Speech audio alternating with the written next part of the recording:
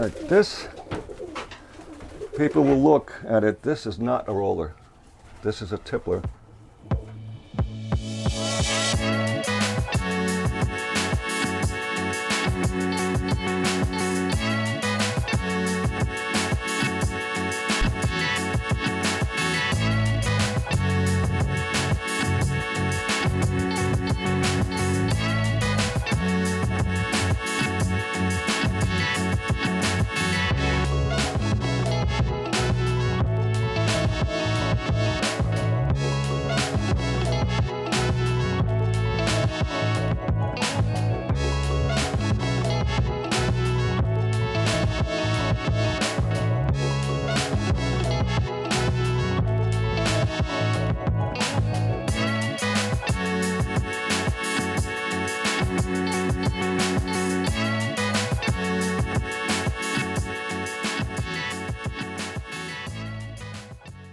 My name is Ogozalek.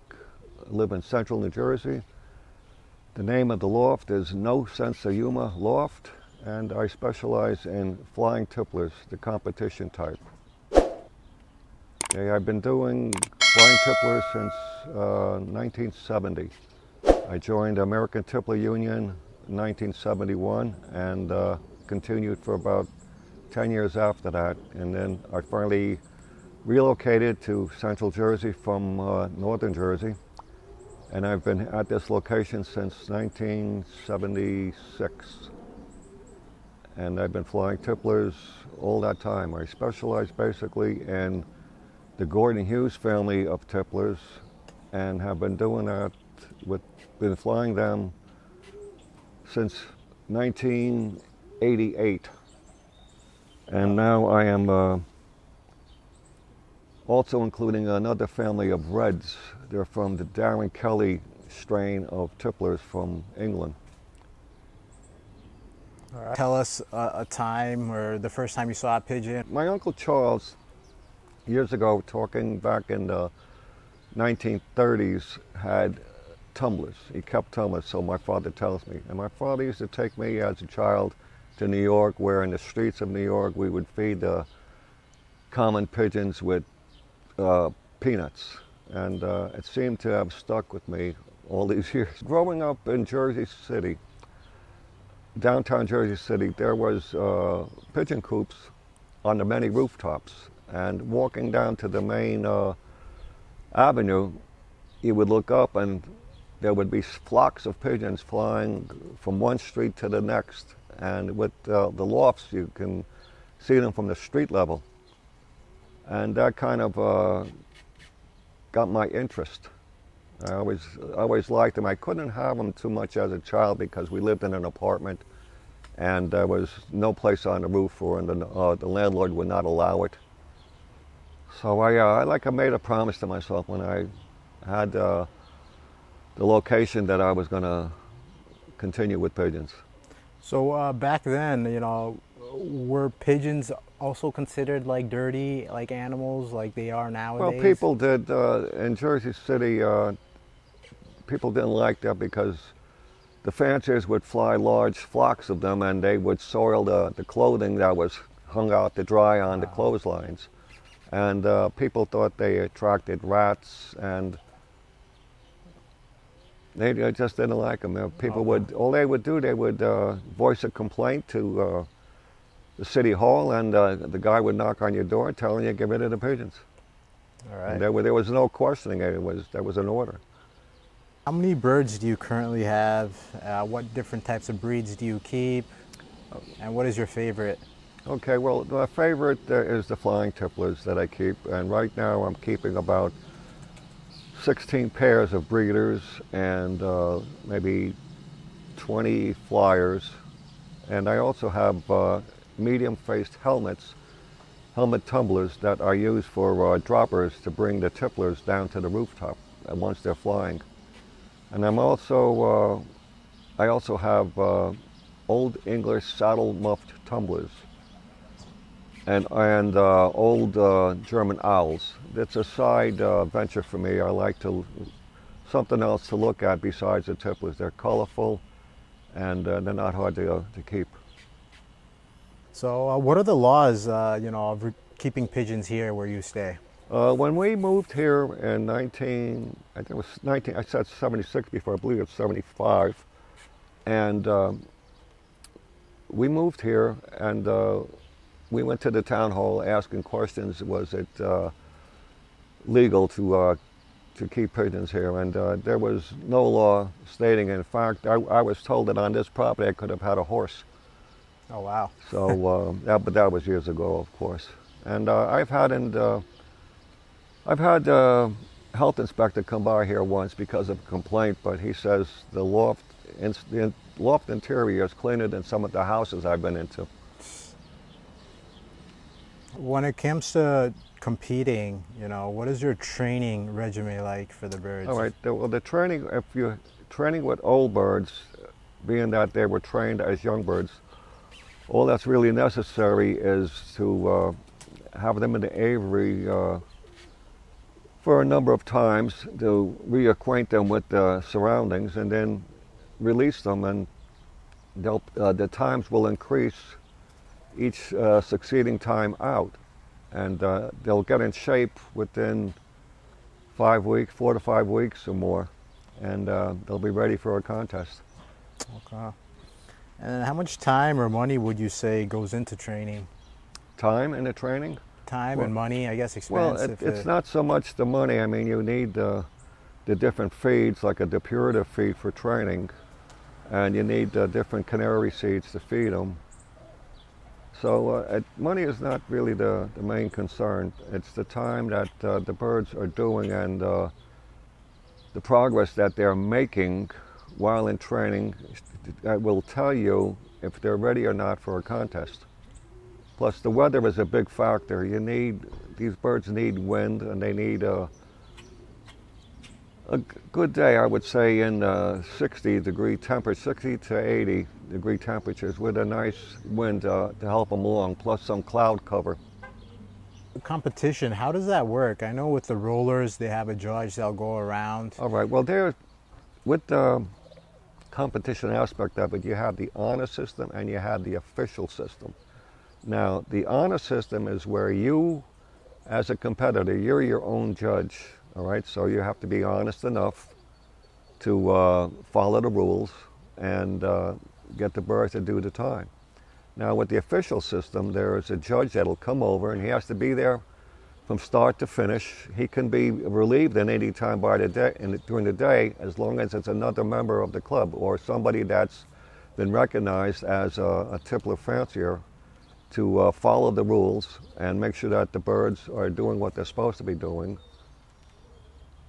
Okay, great. That's interesting. I never knew they had an honor system type of thing too. Well, there is, because there's not enough fanciers to go around and do the timing, and it gets quite involved where you have to be here. Like, I've started the birds off at 5 o'clock in the morning, so you have to be here at least 15 minutes earlier to check the band numbers out to make sure that those birds are going up.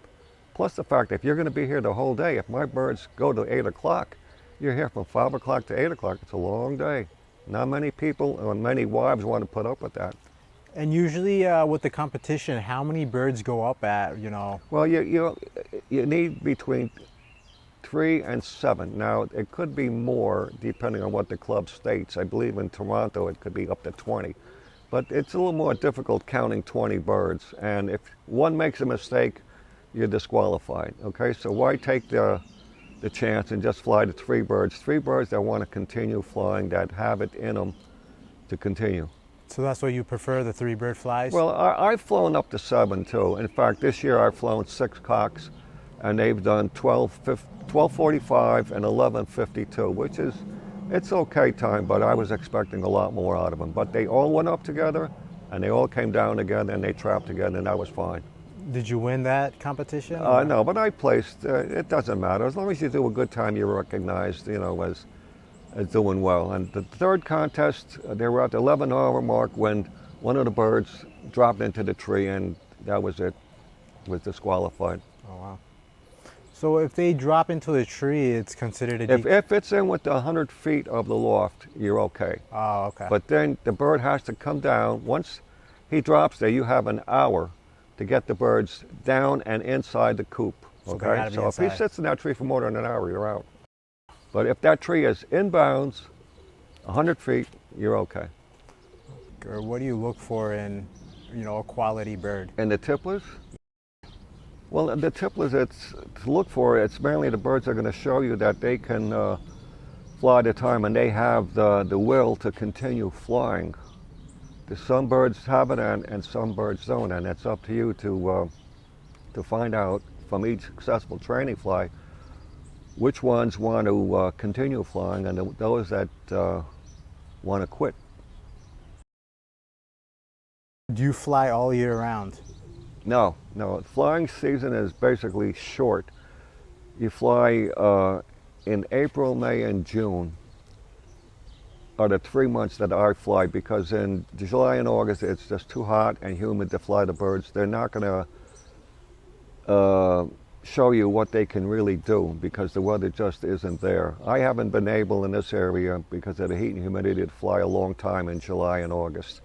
And come September, the hawk starts coming around, and I don't feature letting him have his choice of pigeons to take. Have you had any losses yet this year to the hawks? Not yet, no, but once September rolls around, I shut the birds up till the following year, and they don't go out. So on average, how many birds do you lose to like the hawks and falcons? Well, to the hawk? Yeah, hawk No, or falcon. I've lost a couple. I haven't lost that many. Friends of mine in and around this area have lost more. It seems that the hawk tends to visit them more often than here. Is that because they maybe let their birds out more often, you think, or? I really don't have an answer for that. It's just that my friend up the road from me, 3 miles away, the hawk seems to visit him more often. When it comes to breeding, how do you go about selecting breeders? How Well, many? I breed best to best. Those that have shown me in the past that they produce better quality youngsters. Plus, if I buy quality stock from other fanciers that I know, birds that are recent imports into the country from England, then I'll use them and I'll test them out to see how well they do. How many pairs do you like to work with when it comes to breeding? How many pairs? Yeah. The pairs, I have 8 pairs of the Gordon Hughes family and 8 pairs of the Darren Kelly family, the Darren Kelly Reds. Anything more than that you feel like would be too much or unnecessary? Yeah, in fact, that's too many pairs. I plan on cutting down to about 12 pairs, 6 pairs of each. Though too many pairs, you can't do them all justice, the babies. It gets too much. And the new family that you're working with now, how long have you had those for? This is the 2nd year. How did they do for you the first year? The first year, I lost too many to really give an account of them. But the 2nd year here, they seem to be holding their own. And in the years to come, I think they're going to prove themselves once I learn more about them. Okay, see how they fly, how they continue flying, and how they react to the training and the dropper and the feeding. And these birds were all imported? The Kelly Reds were imported by Mark Gennaro of California maybe 5 years ago, a little bit more, whereas the Gordon Hughes Tipplers that I have were imported in 1967 by a man named Victor Genzo of Long Island. And he imported, was supposed to be 2 pair of Tipplers. It turned out to be 3 cocks and 1 hen. So all that breeding had to be done around the 1 hen.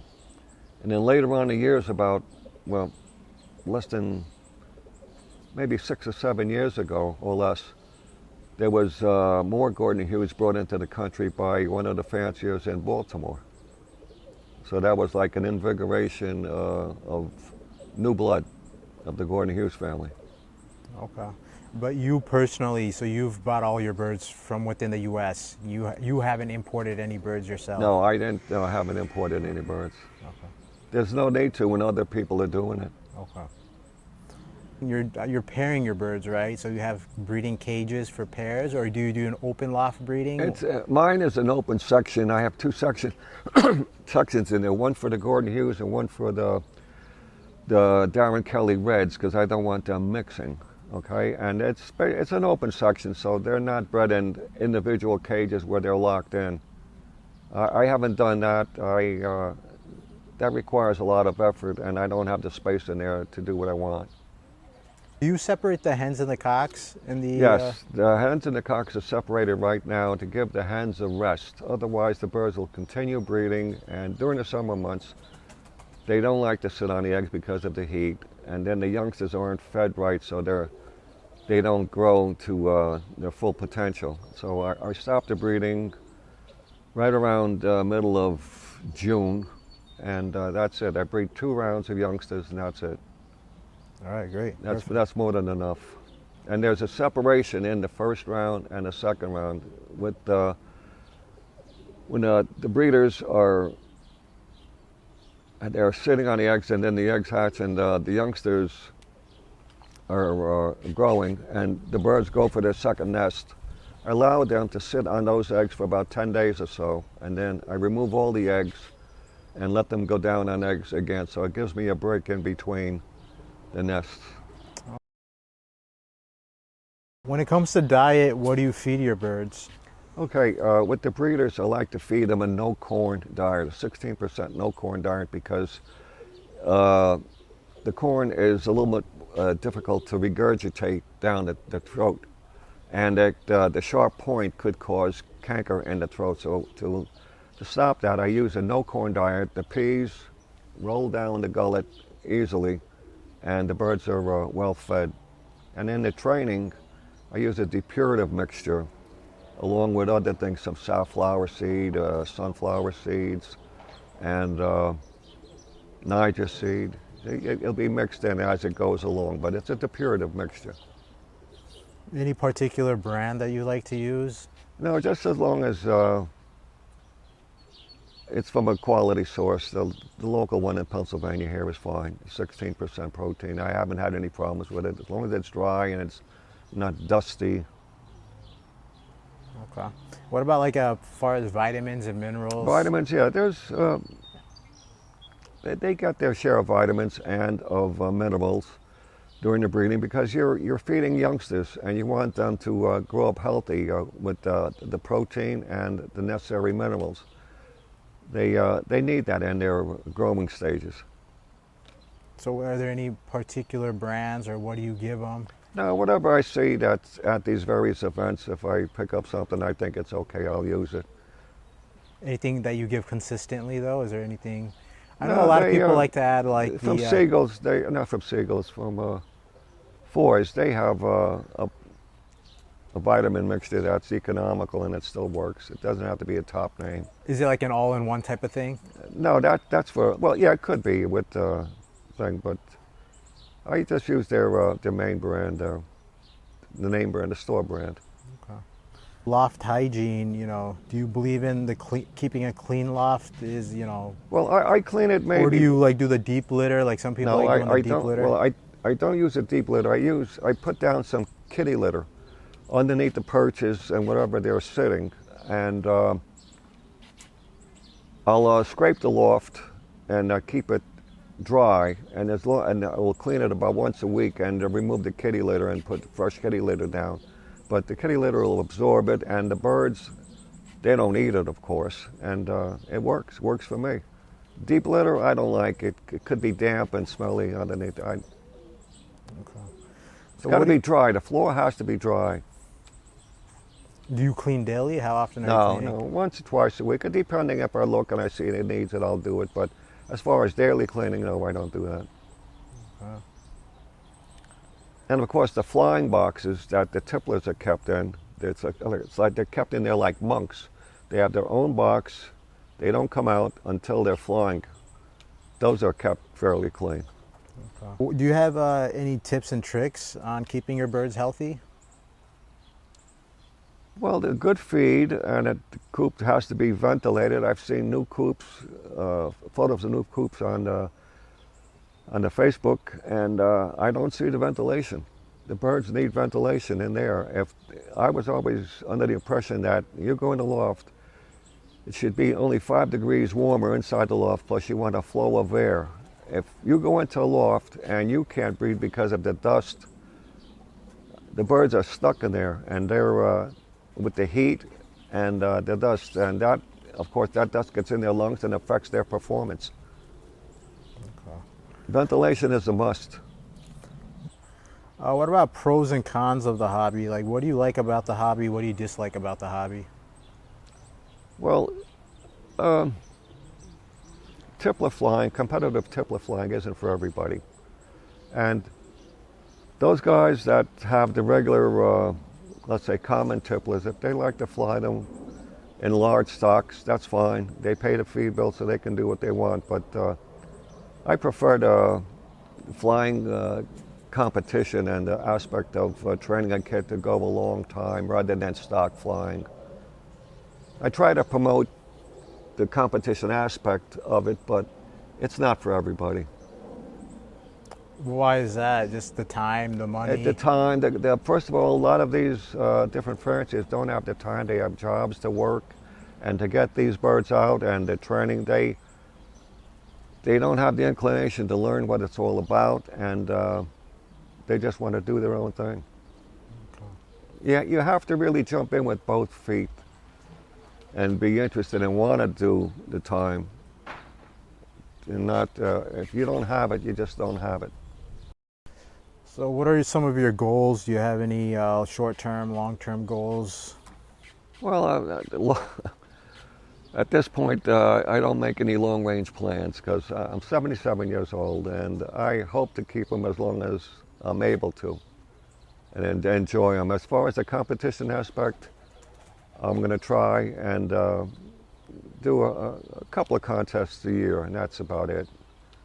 Because it does involve a lot, and when I was younger, I was more into all the contests, old birds, young birds, and in the fall. Back in the 70s, we didn't have the problems with hawks like they have today. I mean, there was some problems, but not as great as it is today. Anything else you would like to add? No. Like I said, Tippler sport, the competition aspect of it isn't for everybody. But I would like to see other guys do well, and they're few and far between. Like I said, it's not for everybody. They just want to feed, they want to enjoy their birds, and that's what it's all about, in different ways. So anyone young or new starting out in the hobby, what advice or tip would you give them? For just pigeon keeping in general. Yeah, well, I'm here to help anybody out. I don't claim to be an expert, but I do know a little bit, okay, a little bit more than the next guy. And like I said, I don't claim to be an expert. It's different ways of doing things, and I'll help them out any way I could. But they have to come to me, and they have to show me that they're truly interested by asking questions and how did they get started and the training and so on. And I'll help them out. Are any of your birds available for sale, and do you sell your birds? Right now, I only have a few for sale, but they're promised to other people. And I don't advertise. People just come to me, and they hear my name around, and they'll come to me asking about birds.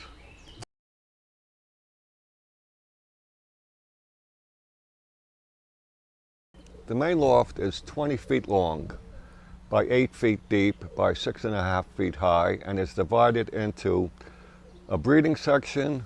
The center section is for the droppers, and the left side of the 8-foot section is for my flyers with the kit boxes and the flyers. Now these other small lofts, this one right in front of us is for the saddle muff tumblers, and the loft on the opposite side is for the old German owls. Now, the helmet tumblers that I keep in the center section of the main loft. They're used to create an attraction to bring the tipplers down to the rooftop after each training fly and also during the contest.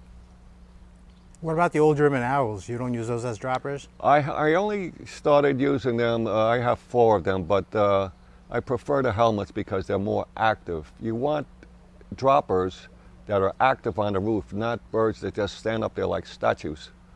You need activity, the motion, and so that the tipplers, when they see this, they know that it's safe to come down to the loft and drop to the loft. And so far, the old German owls are not that active, whereas the helmet tumblers are. Okay, great. Let's walk in here and take a look. So this small section right here, Yeah. what is this little kit box composed of?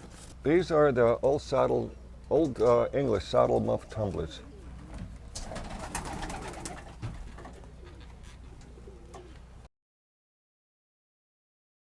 Yeah, nice though. And these birds will come out too? No, these don't go out. Some of them I'll bring out. I keep my breeders in here, and I'll bring some of them out. They'll be settled into the main loft, and I'll use them as droppers also. Nice. I see you got some babies too, huh? You got Yeah, some young ones? they're breeding late.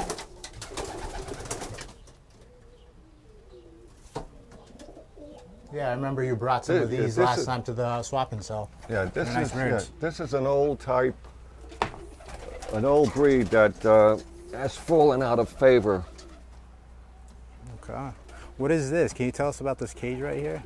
Oh, the aviary? Yeah, this top, yeah. All right, this aviary is where the birds are released from and are trapped into, okay? Oh, so they would come in through there. They come into the main aviary, Yeah. and then I'll open the door, and they'll fly out that way, and they're also trapped okay. in. Okay. That's nice. This was made for me by another fancier that is still with us. Wow, And great. it's over 30 years old. That's all aluminum. Wow, okay. So over here is the aviary for the tipplers, right? Yeah, these are the tipplers. This section is for the hens right now, and they're mixed between the reds and the blues. And there's some youngsters on this side with a couple of old German owls, but this is the section for the cocks. So the cocks and the hens are separated because the breeding season is over. Okay. So the birds are split up.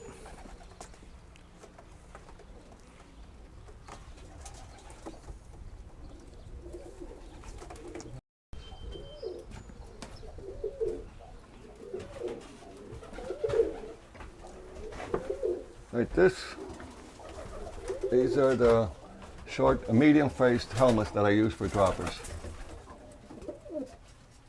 Very nice.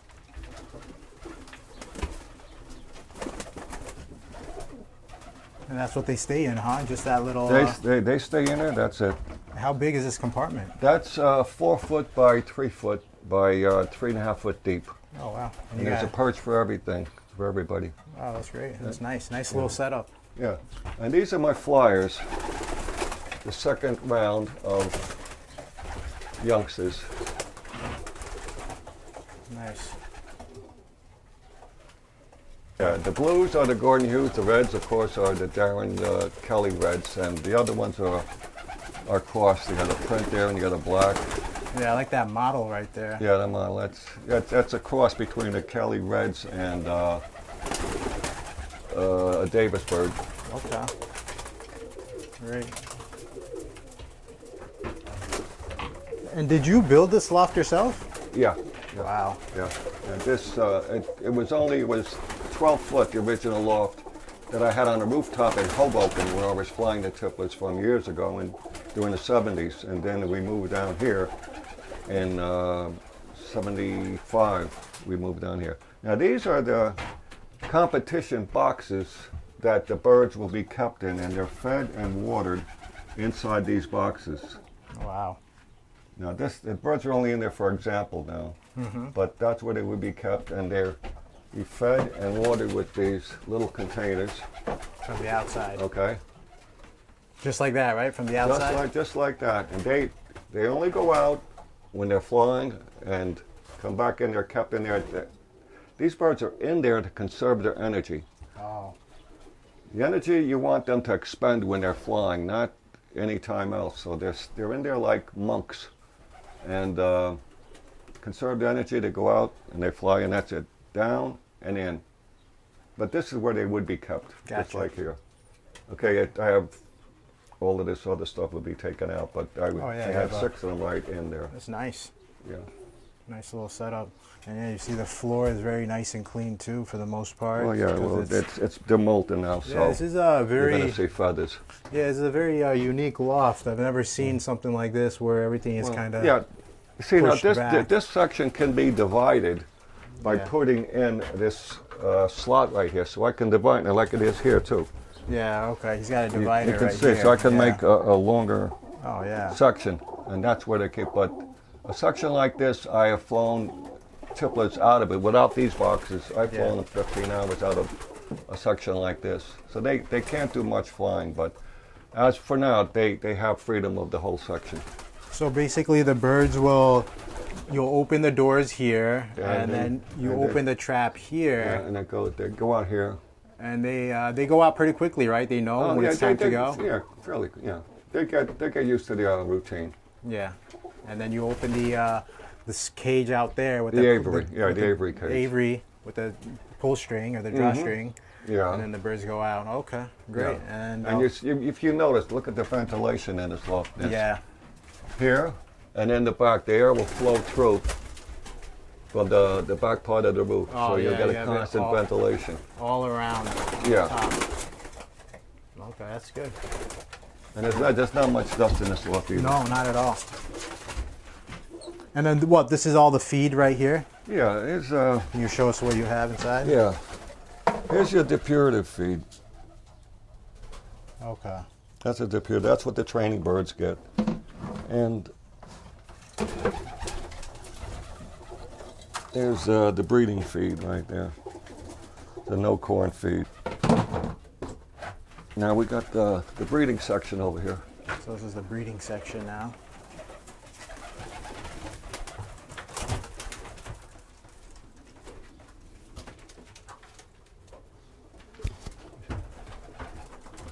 You want me to come in or?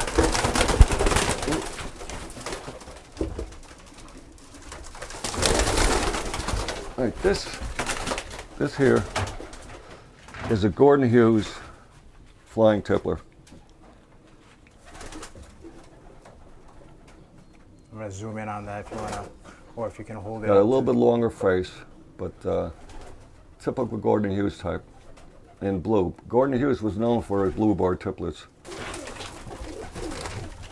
All right, this, people will look at it, this is not a roller. This is a tippler. And this is of when Gordon Hughes, back in '72, he got a hen from a guy named Billy George from Wales. And the bird was a blue-badged bird. And this is bred down from that bird over the years. How old are some of these breeders? The breeders, I keep them 4, 5, 6 years. And then, you have to rotate the stock. Yeah, if you could hold that up, so we get a view here. Yeah, very nice. People will look at this and say, well, that's a roller, but it's not a roller. Okay. It's a tippler. Nice. Close up. Just camera shy. Nice, very nice.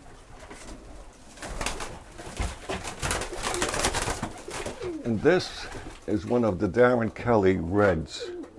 It's like a red, light red model. This is a hen. Bred down from the stock that Mark Gennaro imported from Darren Kelly about 5 or 6 years ago. Mm-hmm. Very nice.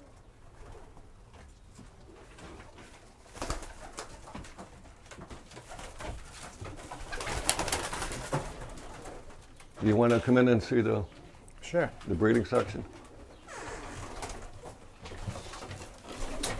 Oh yeah, so show you guys the opening right here. That's yeah, where birds will so go you out. can see the ventilation is here. Yeah, we got ventilation up here. And these are the breeding boxes right back here. And where do we have? 2, 4, 8. Yep, you said 8. Right. Yeah.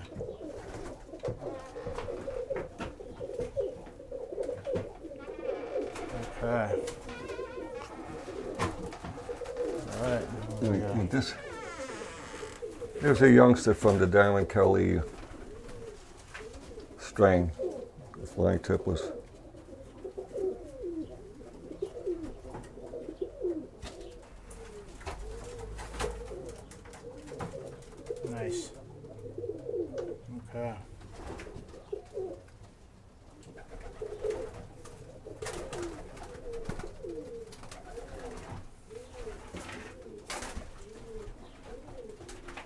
Good. Basically, that's it. That's it. All right.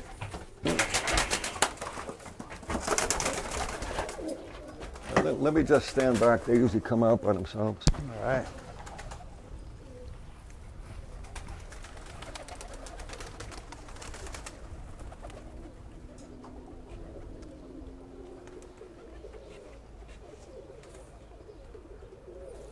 Do you allow your birds to, come down on the grass, or you? Yeah, they can. These, I don't mind it. The tipplers, no. I want to just get them, keep them inside. But the droppers doesn't seem to be a problem. I don't see any sickness with them. And what do you use a racket for now? So you have a racket in your hand. Oh, the racket, that's just to push them out. Push them out, okay. Yeah, that's all. Great. It's the first time out for them today? Yeah. Yeah, they're very quite active, I see, like you were saying. They'll jump, they'll go from, and sometimes they'll go up to the rooftop there and they'll go back between the rooftops. So that's the activity that you want. Okay, yeah, they're very active birds.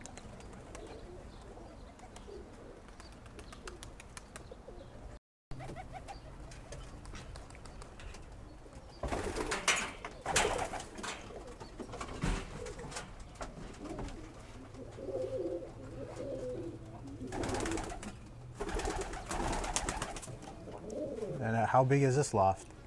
This is 6 foot long, 6 foot high, and 4 feet wide. Okay. And these birds never come out? They stay in for the most part? No, unless I transfer them to the other loft and then they'll get settled over there. But these are just breeders and youngsters. Do you use any of these birds as pumpers for your tipplers? No, I can't be involved with that. That's too much work. Okay. These birds feed their own. Yeah.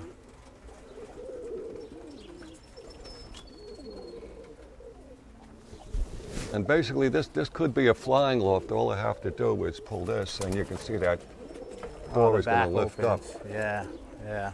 Nice. Very nice. Yeah, this is my collection of books from about flying tipplers.